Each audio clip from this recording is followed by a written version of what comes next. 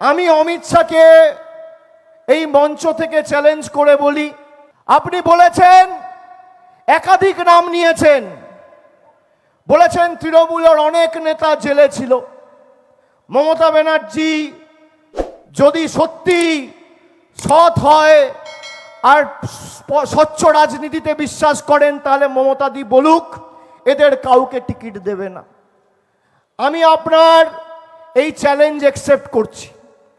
তার কারণ কি? দাঁড়ান, আগে হাততালি দেবেন না, শুনুন।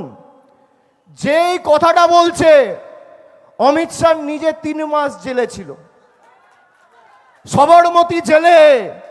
আপনি নিজে 100 দিনের উপর জেল কাস্টাডিতে কাটিয়েছেন অমিত বাবু।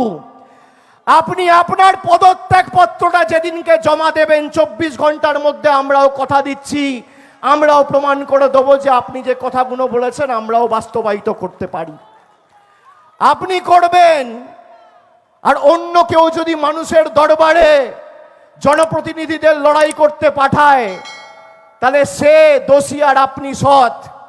আপনি করলে চমৎকার আর আমি করলে বলৎকার।